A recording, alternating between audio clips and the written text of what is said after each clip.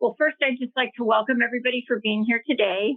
I'm not sure exactly how many people are joining us, but I know that it's over 50.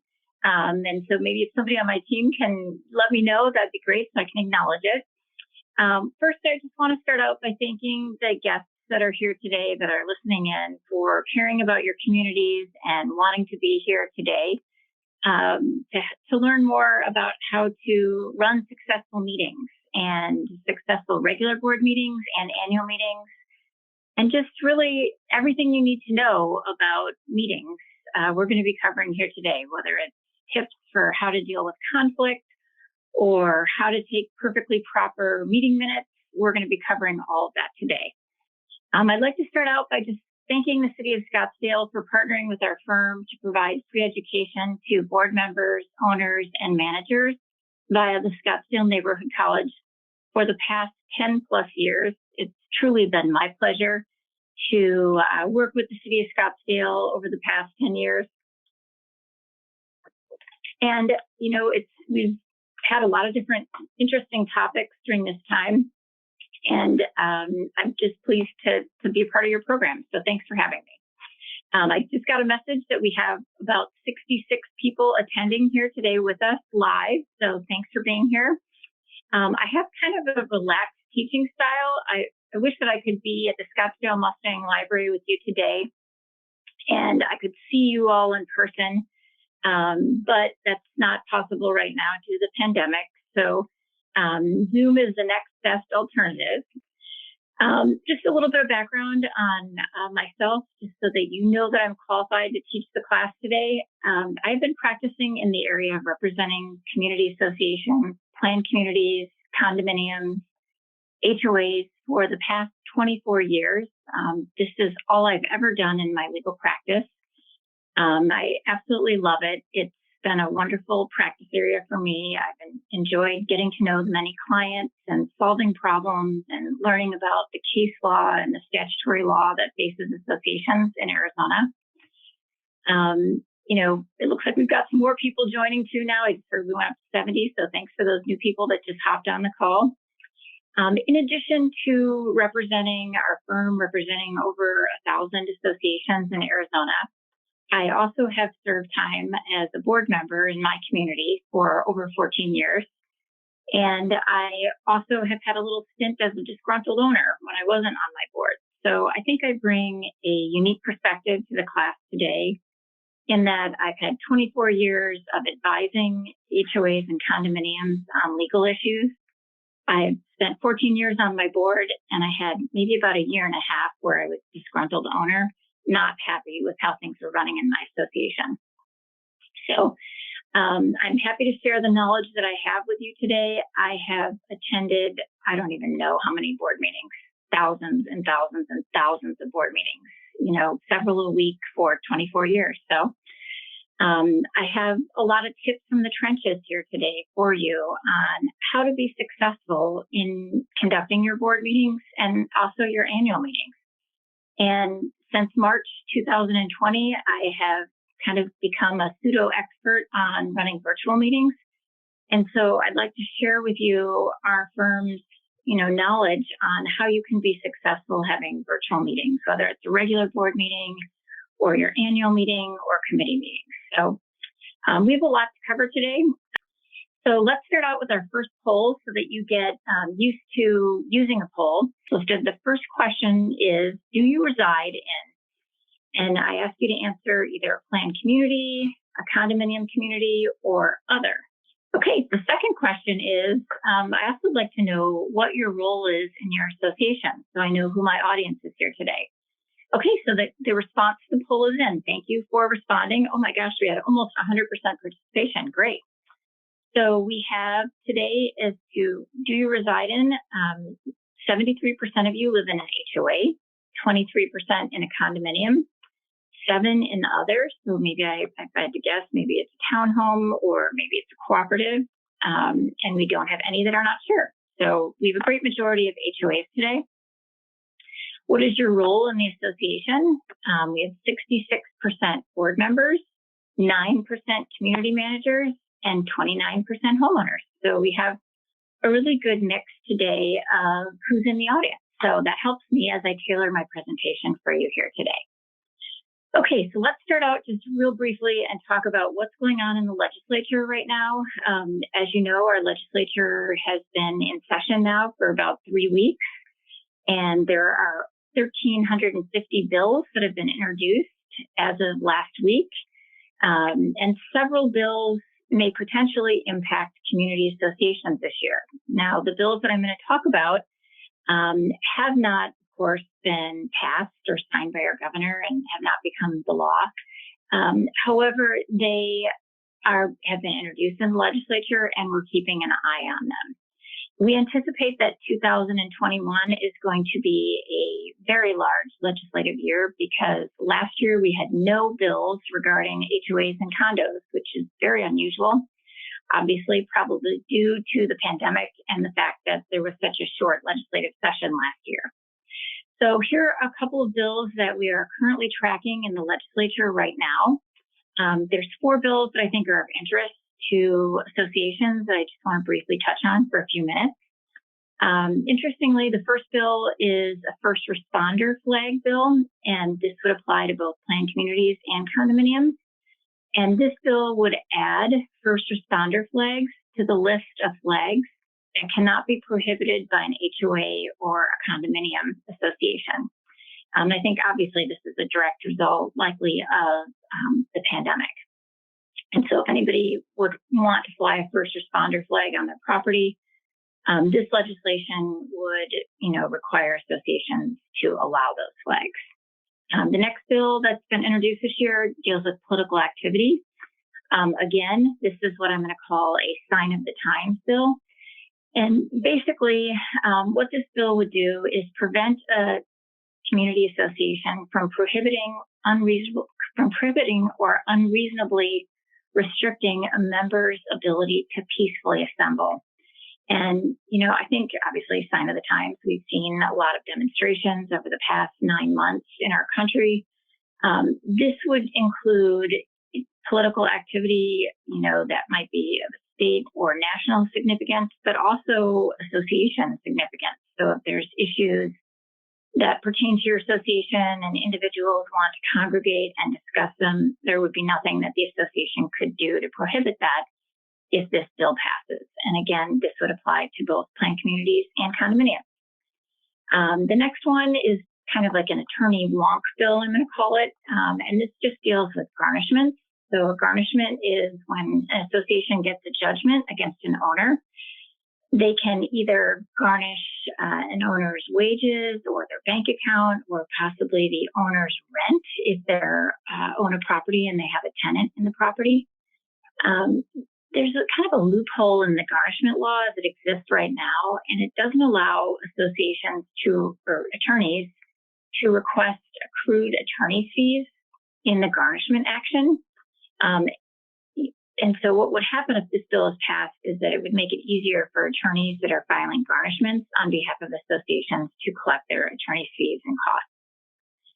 The last bill deals with amendments to the declaration, so amendments to CC&Rs or CC&Rs for your association, and this would apply to planned communities and condominiums. And this bill would reduce the required percentage of votes to amend the declaration from at least 67% to more than 50%, notwithstanding any restrictions that are in the association's documents. And I, for one, would like to just say that I think that this is a great bill because many associations are unable to amend their documents.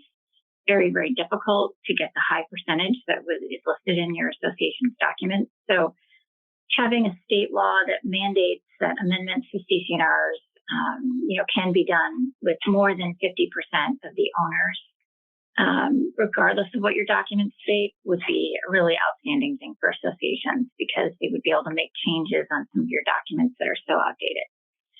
So as some of you may know, our law firm closely follows the new legislation when the legislature is in session. And if you would like to get a copy of our weekly summary that we put out, we have it listed on our webpage. We're just adjusting our webpage right now, and we're going to be placing the summary as a link on the homepage. or you can find it in our cheat sheet section. Also, we're going to be I believe we're going to be sharing with you in this presentation a full summary of the bills in the same format that we share on our website. So we'll be sharing that with you shortly too. So keep an eye on that. And if you're interested, the legislature usually stays open until, the budget for the state of Arizona is passed. And usually, anywhere between April and June, the legislature will be closing down. At the end of the legislative session, we do a final summary of all bills that are passed pertaining to HOAs and condos. And we always post that on our website too. And our website is www.mulcahylawfirm.com. Okay, let's get right into our topic for today, which is community association board meetings and annual meetings.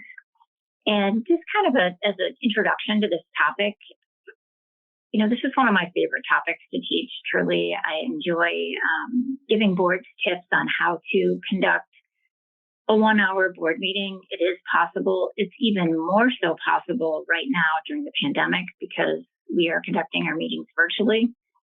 And in my experience of doing many, many virtual meetings since March 2020, I've noticed that virtual meetings are working for associations, and there seems to be less confrontation, and the meetings seem to be shorter, and we seem to be really sticking to business and getting a lot of things accomplished. So I think just a view from 30,000 feet on how associations have been able to transition and have virtual meetings and use virtual platforms that none of us had ever used prior to March 2020.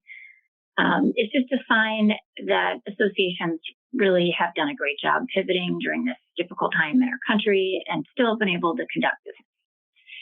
So let's start out first with just, kind of an introduction on regular board meetings and kind of go through the nitty-gritties of the law and how the pandemic might be shaping how we're conducting meetings now. Well, first, let's just start out by, saying that, of course, we used to meet in person as boards. Now that really is very difficult. I would say that probably 95 to 97% of my associations that we represent are using a virtual platform now to have their regular board meetings and are planning to have a virtual annual meeting in 2021. Of course, planning for a virtual meeting, it's a little bit more intense than it is for planning for a regular board meeting. And so some things to think about as you're planning virtual meetings would first be the notice. Remember that first let me back up and just give you kind of a little bit of a nitty-gritty on what the law says about what's considered a board meeting. I think that's probably a really good starting point. So anytime your board is meeting to discuss association business and there's a quorum present, it's an open meeting. And by an open meeting, it's defined under Arizona law, and you have to follow certain requirements in order to have that open meeting. And one thing that I want to point out is that the HOAs and condos have a special open meeting law for them that's different from the open meeting laws that pertain to city council or to school boards. We have our own special open meeting law. So if you have a quorum of the board meeting to discuss association business, it must be an open meeting. And the requirements of the open meeting are that the board has to provide notice to the membership at least 48 hours in advance of the meeting. And that notice can be done in a number of different ways. The statute is a little bit outdated on how, the ways that they say we can provide notice. So what Arizona law says is that it can be done by newsletter, conspicuous posting, or any other reasonable means as determined by the board. And so, from being in the trenches, I can tell you that most boards are sending out an email 48 hours in advance of the meeting to their members. They're posting it possibly on a bulletin board at the community. They're putting it on their website for their community. There really are a number of different ways that boards are giving that 48-hour notice. And fortunately, the statute is worded in such a way that it provides flexibility. So any reasonable means as determined by the board is sufficient. Now remember, when you're putting out your notice of your regular board meeting. And also you have to provide notice of the executive session board meeting too. And we'll talk about executive sessions here in a minute. But your notice of the board meeting is going to be kind of unique in the pandemic in that you're going to be putting the date and the time for the meeting, but you're not going to be putting a physical location for the meeting because obviously, many boards are not going to the clubhouse or the pool or church where they used to have their meeting. So instead, you're going to need to be placing the specific information on how owners can appear virtually at the meeting. And so what we recommend is that the notice that you're putting out to your community include the specifics on how owners can, let's say dial in if it's a Zoom meeting. And if I've done a lot of notice of meetings for Zoom, so you can give them, the password, the link for the meeting, and then the password, and indicate that it's a Zoom meeting so they know which app to go to. With Zoom, there's also a really great feature that if somebody doesn't have the ability to, use a smartphone to dial into the meeting and see everybody virtually on the screen, they can also just use any telephone and just dial the number that Zoom provides. So your meeting notice should give, many different means for people to attend this regular board meeting. And so have the Zoom information on there if you're using that, or there's another platform that you're using, make sure you have it in an easy format so people will know how to virtually attend the meeting. And then also have the telephone number, to indicate that people can just dial in. Now, what we found is that people, once they use Zoom for the first time or once they use a virtual platform, there's not as much hesitancy to use it. And so, we found that once associations use it once, it just becomes new, a matter of course for your association members, and we don't have a lot of challenges. The first time, if you're one of these associations who is out there right now and you haven't had a virtual meeting yet, the first time you have a virtual meeting, you may want to bring in somebody to help you run it. And our firm has helped a number of associations by having a practice meeting with the board via Zoom the day before their regular meeting or their annual meeting, or just being present on the Zoom call the first time they do it to help troubleshoot any problems and to navigate the system with the board. And then usually after that first meeting, the board has a very high comfort level, and then they're just able to do it going forward. So just keep that in your back pocket as something that you may want to consider doing, having a training. If you haven't yet converted to having virtual meetings, and then possibly having somebody there on your first one to help you. One other recommendation that we make is that you have a troubleshooter. So a troubleshooter is somebody, and I would put that on your notice of meeting, that if anybody has problems logging into the meeting, here's how you should, contact somebody. Here's the telephone number you can contact, and we'll help troubleshoot with you and help you get on. And that can either be, a member of your community who has some technological savvy, or maybe somebody else in your community who is willing to be that person to help. So this first thing is, remember, associations, even in a pandemic, even if you're having a virtual meeting, we still, anytime a quorum of the board is meeting, discussing association business, it has to be an open meeting. We have to give notice to the residents or to the owners in your community 48 hours in advance of the meeting. Most of our clients, like I said, are putting it on their social media, their Facebook page, their web page. They're sending out an email, posting it in the common areas. Make sure that notice is detailed and has all information that they need, date, time, and how they can dial into the virtual meeting. Another tip that we have that we would like to give to you would be that you should also be including an agenda at the time that you're sending out your notice. So just have that as a second attachment. And the agenda should state with particularity what's going to be discussed at that meeting. And it also should reiterate how to dial into the meeting, maybe at the top, the date, the time, and again, how to dial into the meeting if people want to appear virtually at the meeting. A couple other things, let's just kind of switch gears and talk a little bit about, member participation and, how to run an effective, board meeting during these kind of difficult times. So during the regular open board meeting, it's the only challenging part of virtual meetings, frankly, from my perspective, is that sometimes you have owners who want to participate during the meeting, and it can be a little bit of a free-for-all on whatever virtual platform that you're using if you don't establish some sort of meeting guidelines or meeting rules as to how the meeting is going to run. And so what we recommend and what I've seen works for, running a virtual meeting would be the following. Have an owner forum right at the beginning of the meeting for maybe the first 10 minutes and, unmute any owners that wish to speak and let them make a brief statement, ask a question, so that they feel that they're having an opportunity to talk before the board meeting starts.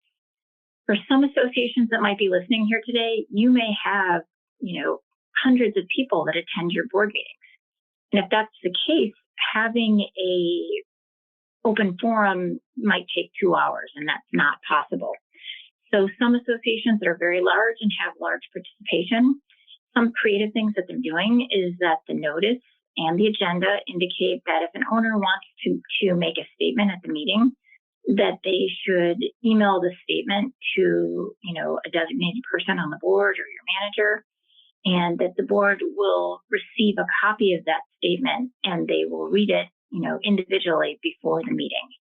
And that's a way for owners to have an opportunity to participate, and have their thoughts heard before the meeting.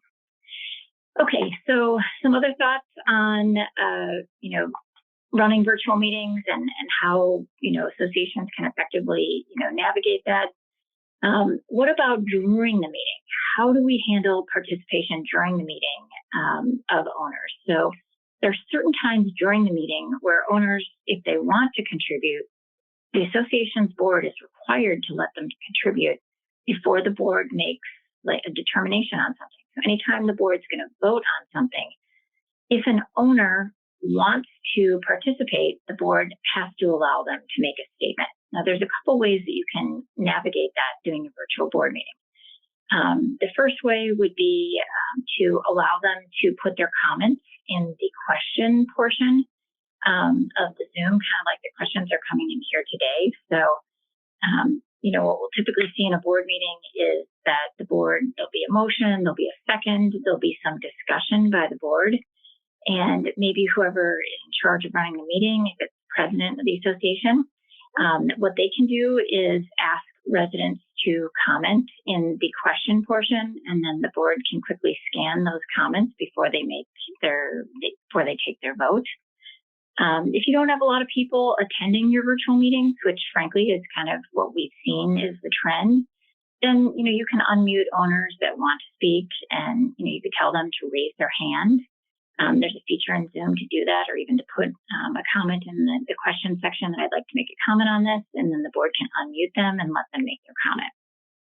So another important feature of open meeting law that you need to be aware of is that associations are required to allow owners to comment before the board takes formal action on anything. And so the two ways to do that would be to allow them just to comment in the question section and then have the board acknowledge that we've read the comments before the board votes, or to have the board, if there's few people in attendance or very few people that want to make a comment, have the board unmute those owners, let them make their comment, and then the board votes. So those are, kind of two really good practice pointers that we've seen have been successful to help boards navigate this pandemic time.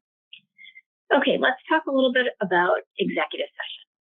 So what is an executive session? So under Arizona law, an executive session is when just the board meets. So the board can close a portion of the meeting to go into executive session.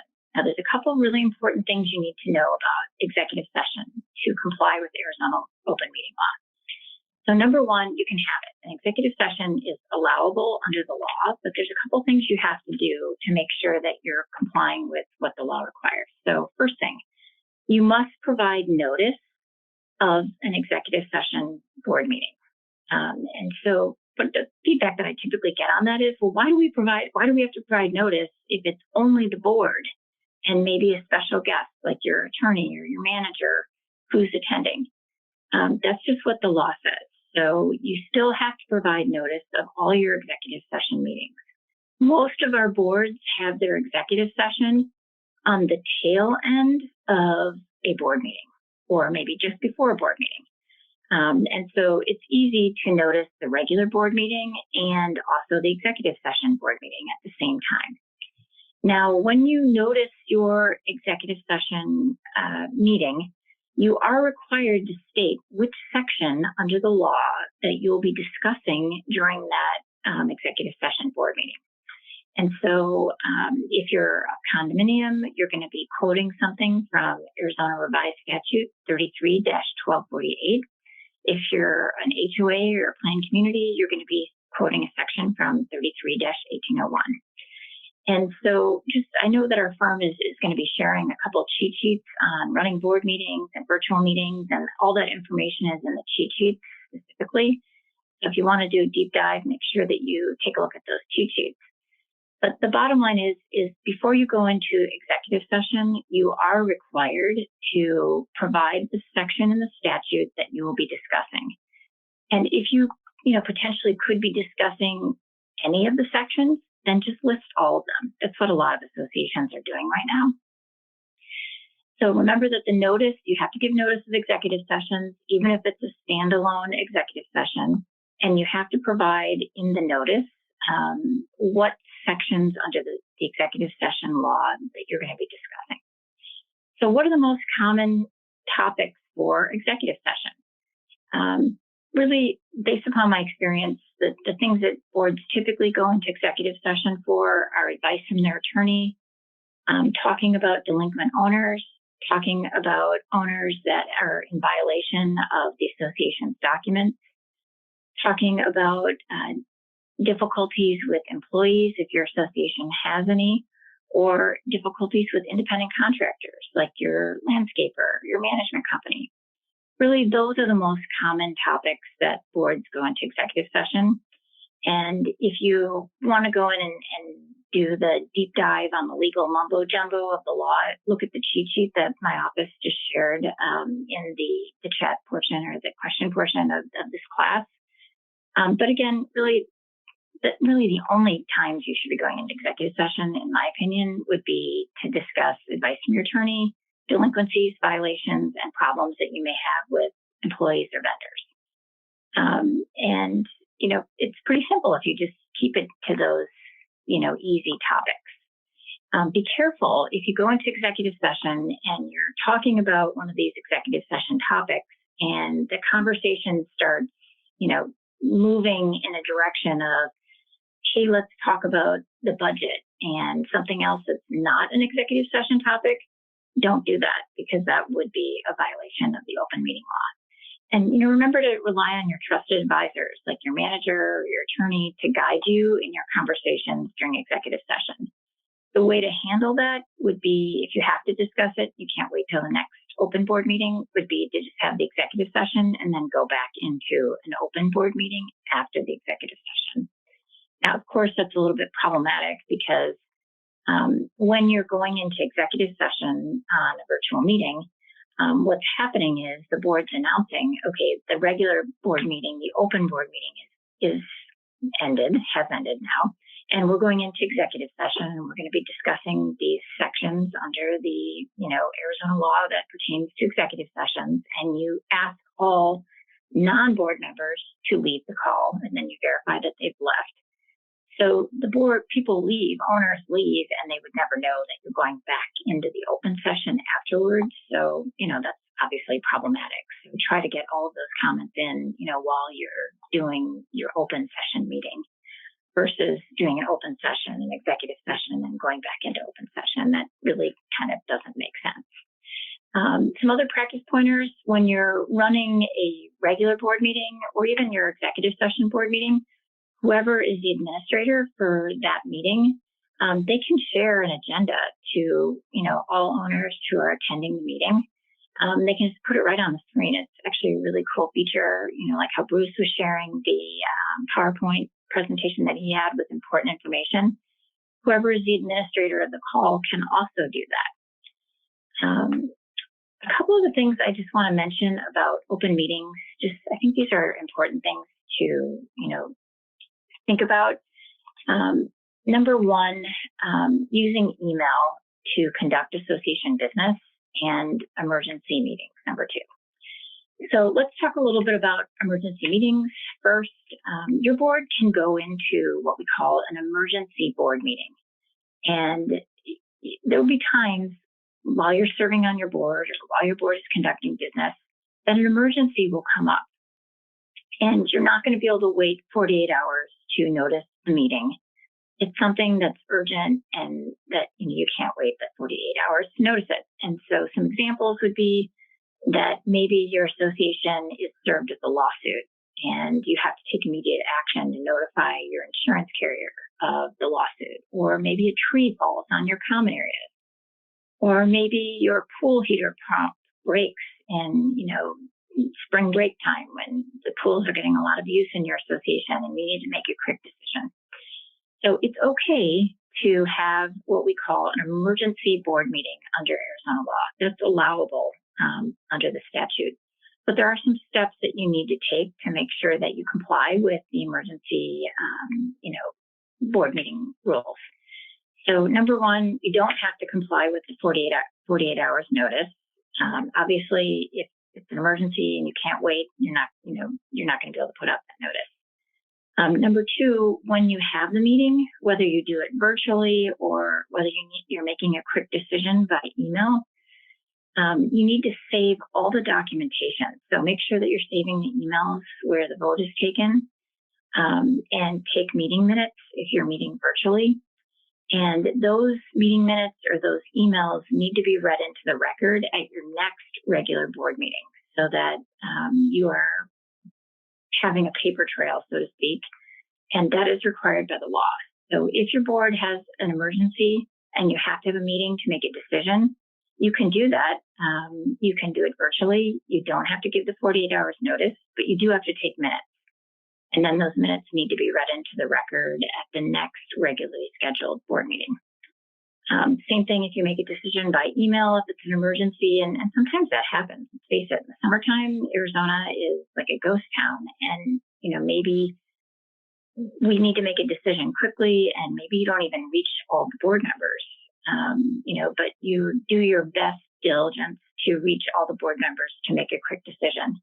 And those emails need to be placed, read into the record at the next regular board meeting and then placed as in the official records of the association as the emergency vote minutes.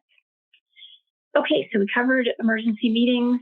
Emails is the next thing. Emails are problematic because, making decisions by email as a board in a non-emergency situation is likely a violation of the open meeting law.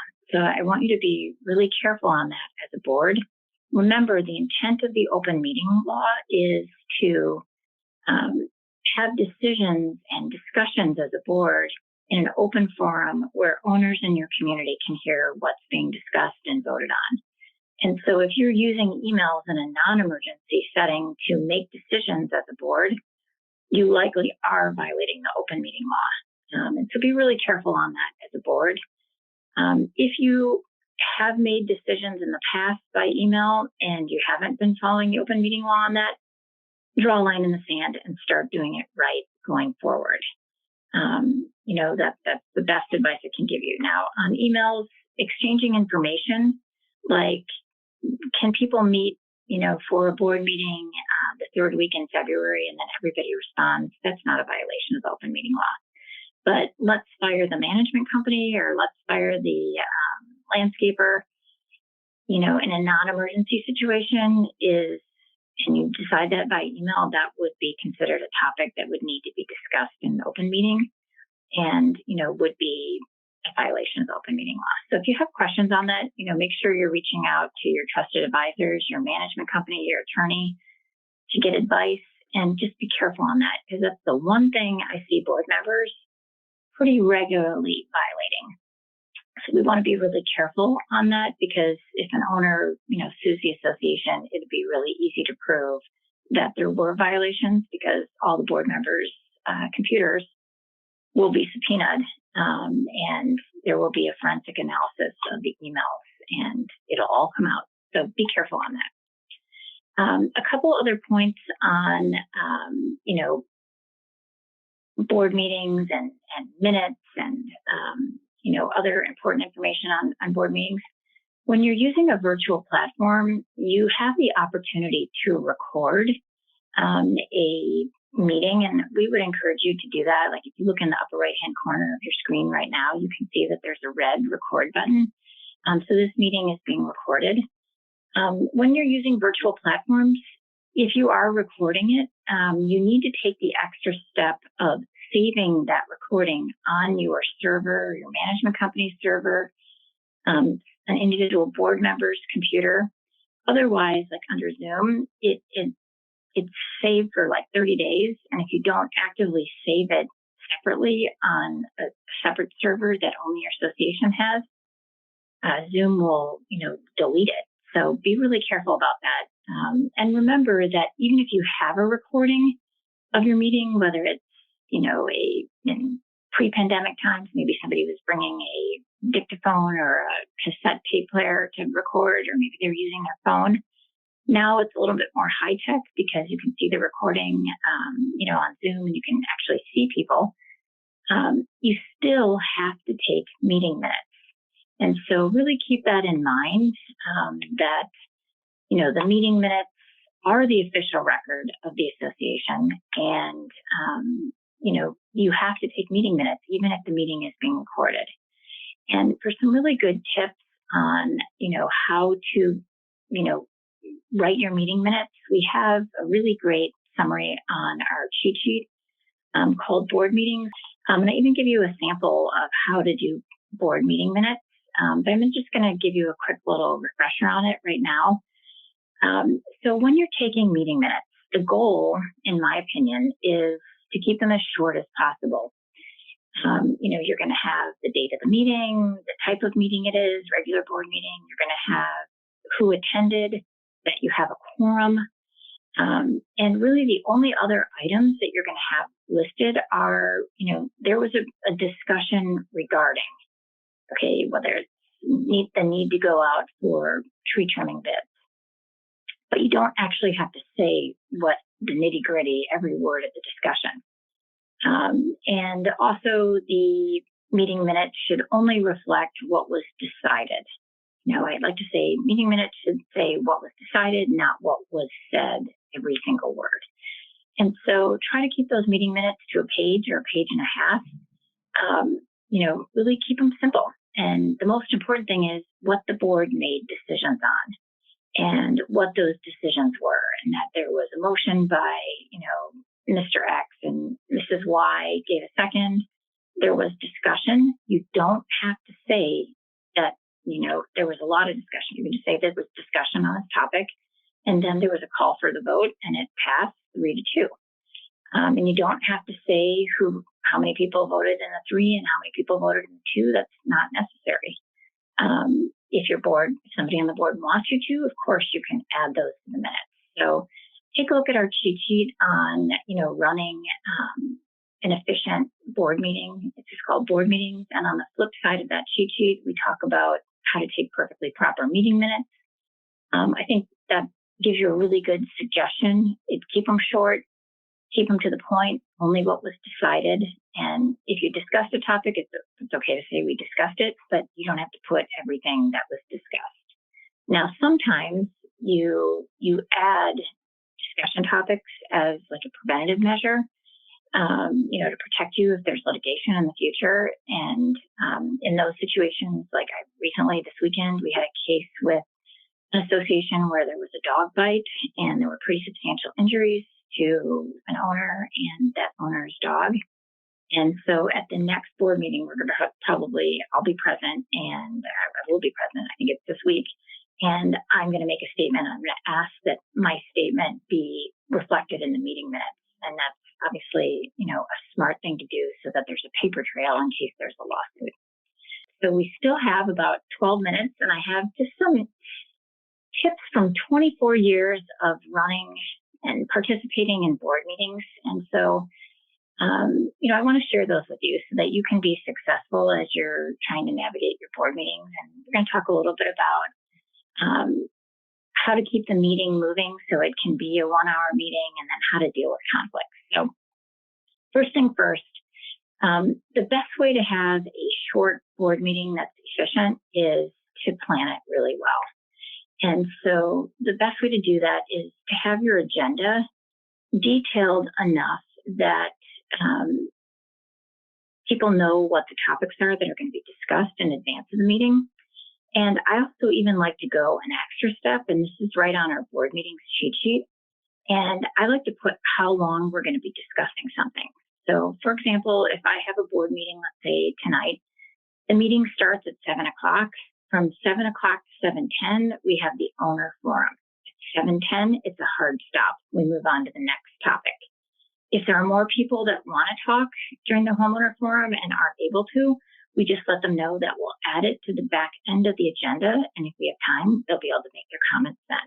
Or they can place their comments in the question portion of the virtual meeting, and we definitely will read them, throughout the meeting or at the end of the meeting. So having a timed agenda, and then, at 7:10 to 7:15, we have the meeting minutes from last month. We discuss and approve them. If you can't get it done in 5 minutes, we may need to table it and move on to keep the meeting moving. And now for some of you, you don't need this much structure in your meetings because you're already pretty efficient. Like let's say you're already having pretty short meeting minutes, right? Or meetings, right? But for other boards, they tell me, oh my gosh, we have 3-hour board meetings. I want to quit because I can never watch Netflix. I'm always at my board meeting.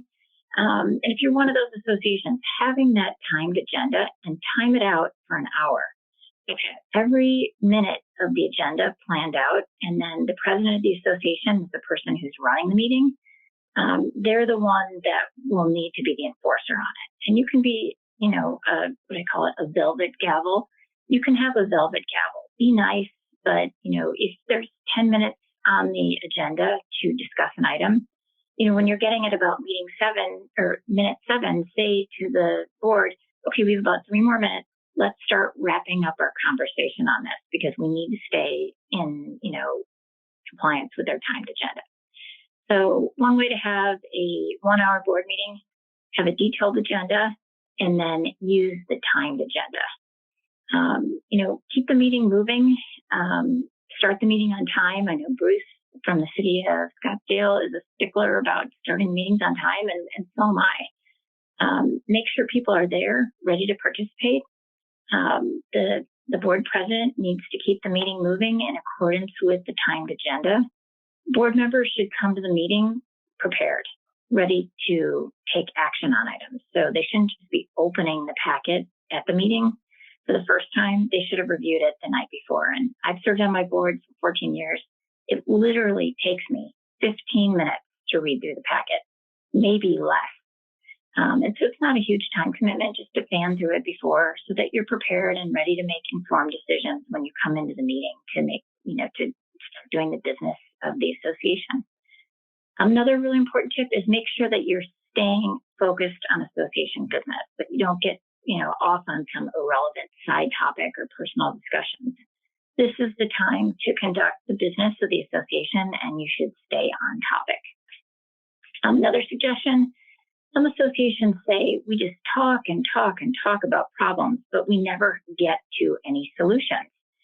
So one suggestion I have is either the manager or key persons on your board.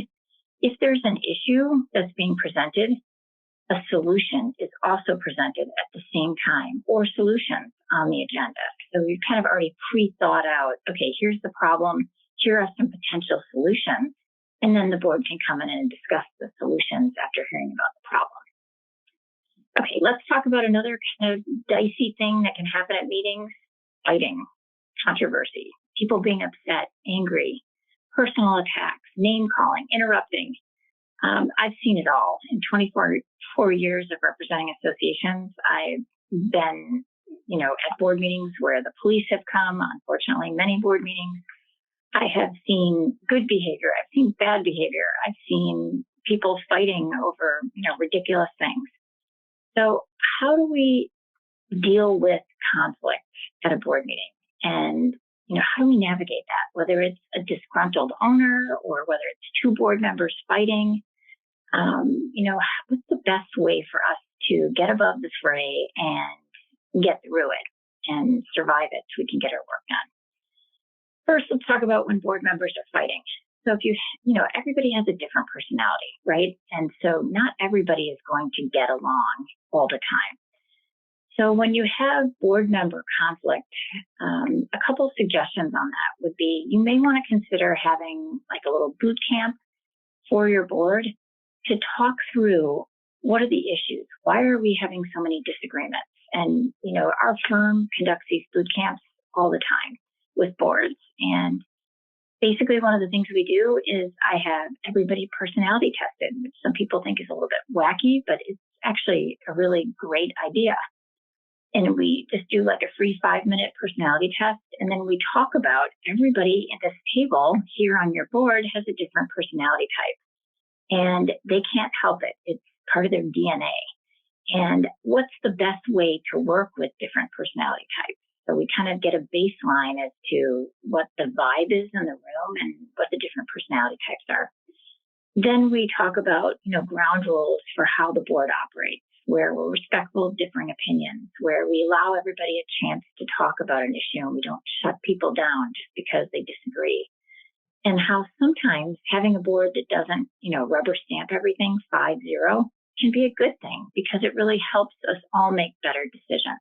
And it's okay for a board member to not always agree with the rest of the board. But it's not okay if there's yelling and screaming and personal attacks and, not allowing people to talk because you don't agree with them. That's not okay. And so sometimes a boot camp can be a great way to flush out all these problems. I truly can say that I have never had an association that went through a boot camp that didn't come out of it getting along significantly better. So keep that in mind if you've got a lot of dysfunction going on your board. Okay, let's talk a little bit about how to deal with the difficult owner who comes to the board meeting. Those people are always really fun. So we call those a special name for them, and actually it's not my name for them. I actually got it from CAI, with Community Associations Institute. There was a great book I read on this many years ago, and they call this person a gadfly. So a gadfly is somebody who loves to criticize, cajole, pinpoint errors, demand change, interrupt, attack personal integrity, allege that the board is doing everything wrong. But then when you ask them, well, if you think you could do it better, would you like to be on the board? What do they say? No, sorry, can't do that. So what's the best way to deal with a gadfly?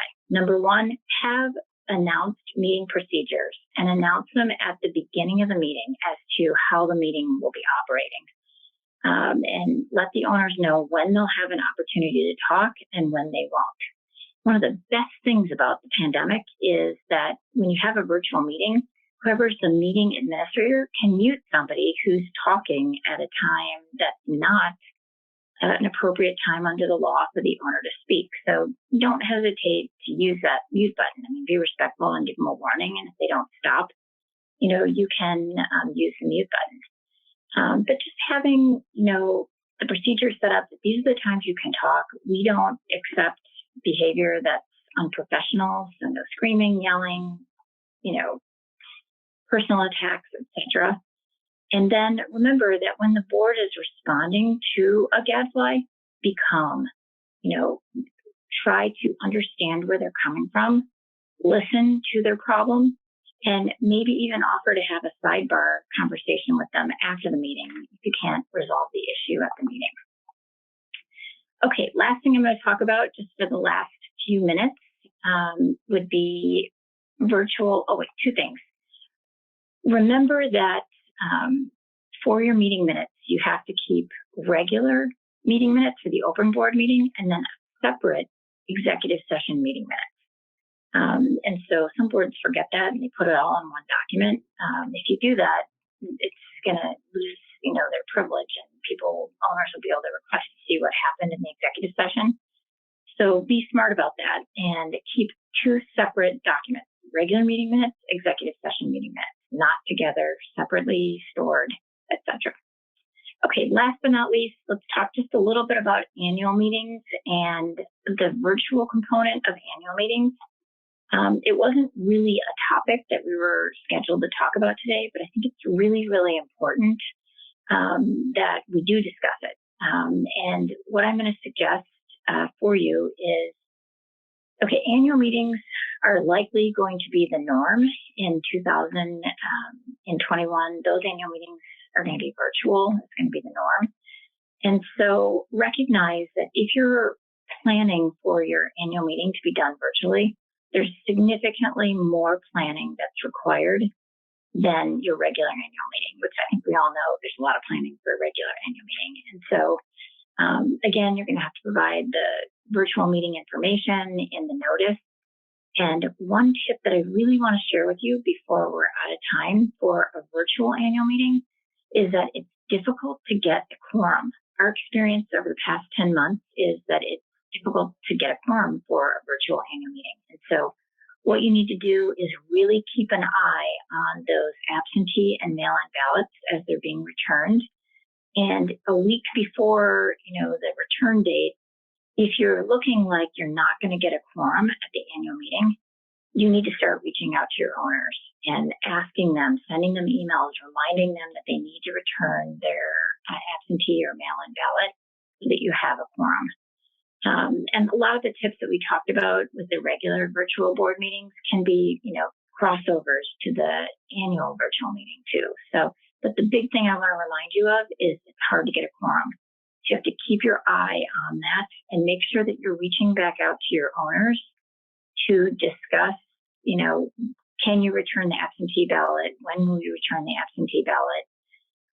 One other thing that I want to mention about the virtual annual meeting is remember that it's the owners meeting, right? The annual meeting. And owners, if they show up in person at the annual meeting virtually, they should be allowed to vote. And that is kind of a weird deal, right? It's a virtual annual meeting and they show up.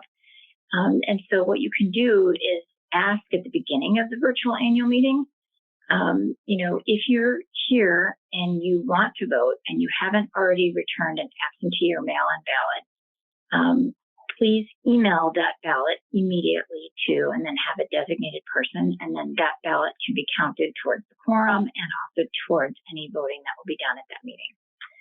So annual meetings take a lot of preparation when they're virtual. Some associations are having their legal counsel present during the annual meeting. That's virtual to help assist with any problems that come up, and we are recommending that in 2021 as you're having your virtual annual meetings, just because there are a lot of intricacies with doing it virtual, and you want to make sure that you're following the law because you are required to have an annual meeting once a year. Let's just do a couple concluding remarks. First, I mentioned a couple times boot camps. They are really successful to help your boards get through difficult situations like conflict with the board, or maybe getting board members up to speed on what the laws are so that we don't have a lot of disagreement about how business should be conducted. So keep that in mind as a potential tool in your toolbox that you might be able to use to help you be more successful. We have a First Friday free call-in, which some of you may be aware of, and this is just kind of a service thing that our law firm does. The first Friday of every month, and this Friday is the first Friday, any board member or manager can call our office between 9 a.m. and 10 a.m. and ask one question for free. So if you're sitting here today and you think of a question later, you're welcome to call our office on Friday, and we'll be happy to answer your question. One question free of charge. Our phone number is 602-241-1093. And again, it's only between 9 a.m. and 10 a.m. on the first Friday of each month. We have some upcoming classes coming up here in the very near future. I've really enjoyed teaching 2 classes individually with the City of Scottsdale Neighborhood College. But I'm also partnering with the City of Scottsdale and about 8 other city, towns, and municipalities in the Valley to put on an HOA virtual academy. And I'm sure that Bruce and the City of Scottsdale have shared with you when those classes are. They're once a month. We have 5 more classes for the first half of 2021. And they're always the third Tuesday of the month. If you want any information, you can go to our website at mulcahylawfirm.com. We did a lot of planning to come up with great topics for the classes, relevant hot topics. So I encourage you to tune in for those classes over the next 5 months. Thanks so much for having me be a presenter here today. I'm sad. I think this is my last class for you for this session of the Scottsdale Neighborhood College, but I'm going to be partnering again with you for 5 classes for the next 5 months. So I know I'll see you at that